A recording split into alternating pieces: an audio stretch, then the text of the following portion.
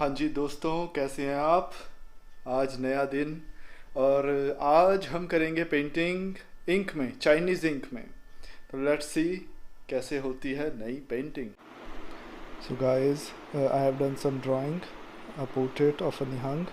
तो निहंग की इस Nihang Singh, let me correct. तो अभी मैंने थोड़ी सी ड्राइंग कर ली है और मैं यूज़ कर रहा हूँ इसमें चाइनीज़ इंक, चाइनीज़ ब्रश के साथ। अब जैसे आप देख सकते हैं कि मैं फिर से इसमें वेरिएशन ला रहा हूँ, डार्क और लाइट दोनों का। अब इसमें मैं ऐसा नहीं कर रहा कि बिल्कुल पहले लाइट करना है, डार्क करना है। जहाँ मुझे डार्क चाहिए वहाँ मैं डार्क ड्राई ब्रश यूज़ कर रहा हूँ। और ये ड्राई ब्रश से आप देख सकते हैं कि कैसा टेक्सचर आ रहा है। जो बीच में वाइट बच रहा है उस टेक्सचर का एक अपना मज़ा है। मतलब मुझे पर्सनली ये टेक्सचर बहुत पसंद है, जब आपके स्ट्रोक्स में बीच में कहीं वाइट है कहीं डार्क है।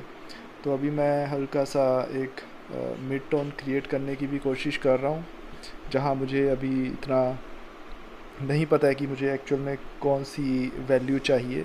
तो मैं वहाँ पे थोड़ा हल्का कर रहा हूँ और कहीं पे मैंने पहले से डार्क कर दिया है। और इस पोर्ट्रेट का एक ख़ास बात रहेगी कि इसे मैं बिल्कुल रियलिस्टिक नहीं बना रहा हूँ। मैं इसमें एक एनर्जी लाने की कोशिश कर रहा हूँ ब्रश स्ट्रोक से, और एक टेक्सचर क्रिएट करने की कोशिश कर रहा हूँ। और फिर बाद में एक पोर्ट्रेट और एक फेस तो है ही। तो यहाँ पर भी वही सारे रूल्स अप्लाई होते हैं जो हमने वाटर कलर में किए। और फेस के, और इसमें जो लाइट है वो बहुत हार्श लाइट है इस पोर्ट्रेट में, जो कि लेफ़्ट साइड से आ रही है पोर्ट्रेट के।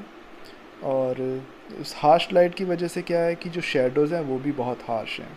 और मिड टोन ऑलमोस्ट बहुत कम, ना के बराबर है। ऐसा नहीं है कि बिल्कुल नहीं है जो मैं अभी क्रिएट कर रहा हूँ आइज़ के आसपास, नोज़ में, जो लाइट और डार्क के बीच में रह जाती है, जहाँ पे लाइटनेस ख़त्म होती है और जहाँ पे डार्कनेस शुरू होती है, उसके बीच में एक मिड टोन रह जाती है, वो मैं क्रिएट कर रहा हूँ।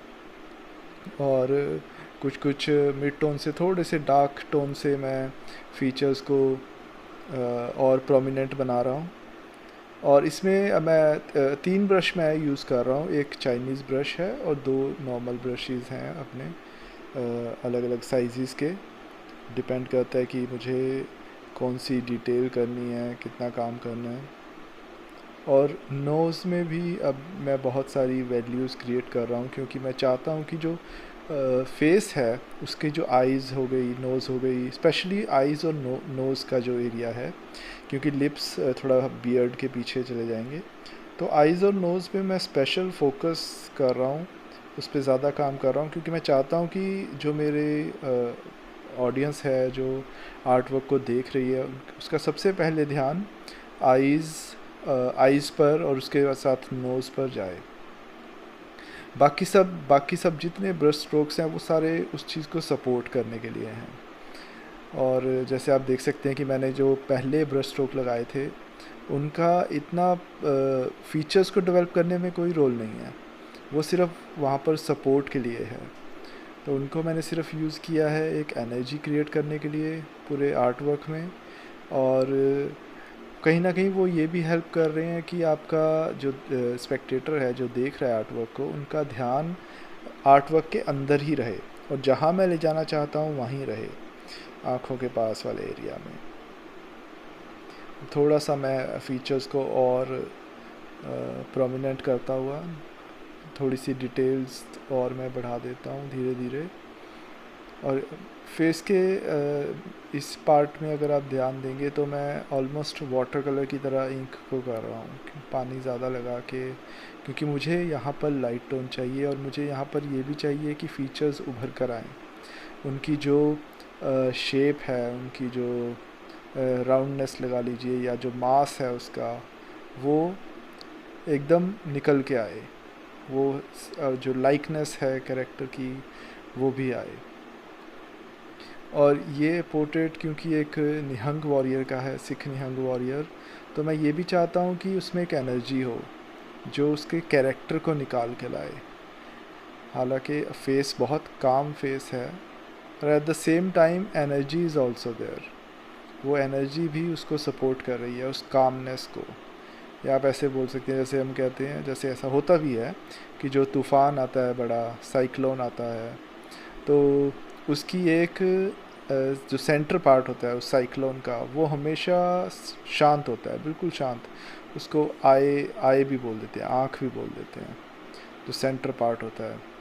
तो वहाँ पे सबसे ज़्यादा शांति होती है, आसपास चाहे जितना भी केओस हो।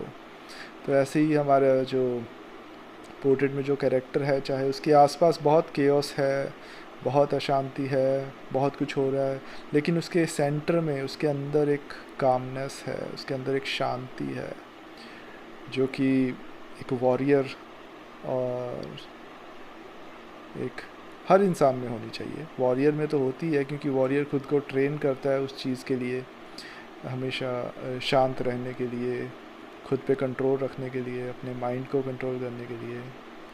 तो इसमें कहीं ना कहीं मैं वो भी कैरेक्टर लाने की कोशिश कर रहा हूँ, वो कि आसपास बहुत केओस है, लेकिन फिर भी वॉरियर जो है वो हमेशा अपने आप पे कंट्रोल रखता है और शांत रहता है। जब ज़रूरत पड़ती है, जब और कोई रास्ता नहीं बचता है, तभी वो अपने उस शांत बिहेवियर को थोड़ा एग्रेसिव करता है, लेकिन कंट्रोल में रह के।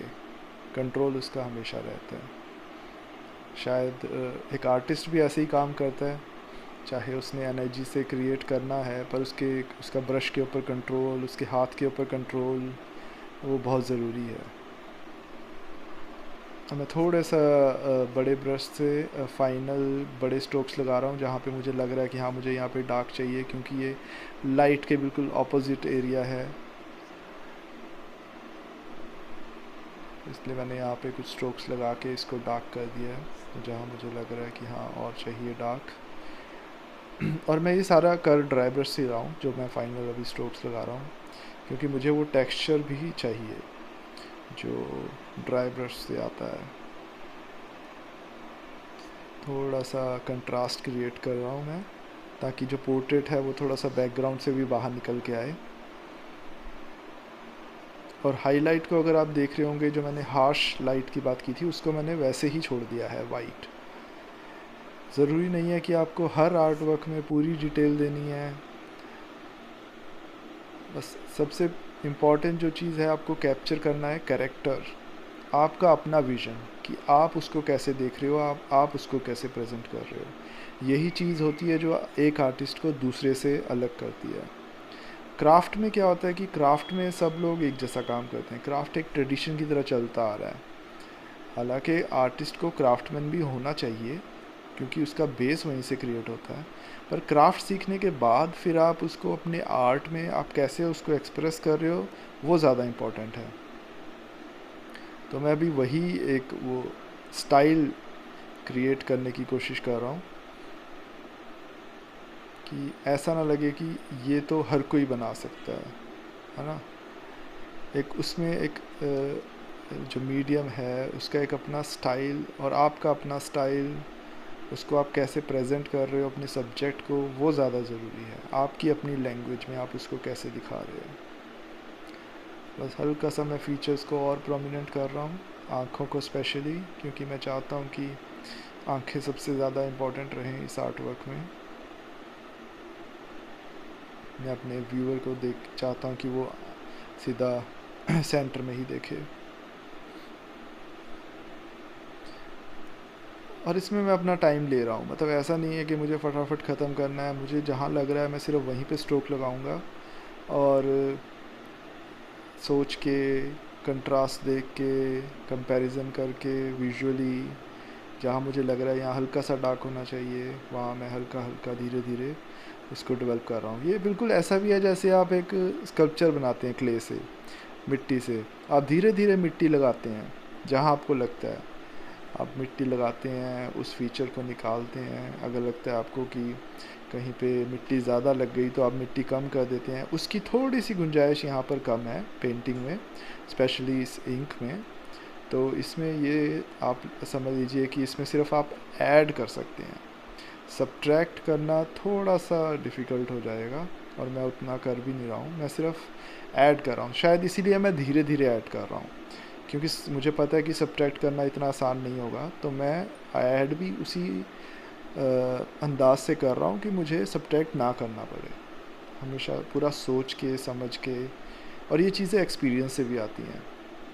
जितना आप ज़्यादा बनाएंगे, जितना आप ज़्यादा काम करेंगे पेंसिल में, कलर्स में, मोनोटोन में, उतना ज़्यादा आपको एक्सपीरियंस से ये चीज़ें समझ आएंगी कि कहाँ कितना कलर लगाना है, कब लगाना है, कहाँ अगर ज़्यादा लग गया है तो उसको कैसे बैलेंस करना है, कैसे उठाना है। तो ऑलमोस्ट डन। बस मैं अब इसको यहीं पर छोड़ूंगा, मुझे लगता है कि बहुत है इतना। दोस्तों, ये रहा फाइनल वर्क। आई होप आपको अच्छा लगा हो। आपके कोई भी क्वेश्चन है, यू कैन कमेंट बिलो, और लाइक और सब्सक्राइब करना ना भूलना हर रोज़ एक नए आर्ट वर्क के लिए। और ऐसे ही हम हर रोज़ कुछ ना कुछ नया बनाएंगे, कुछ ना कुछ नया होप आपको सीखने को मिले। तो मिलते हैं फिर कल। Good night, take care.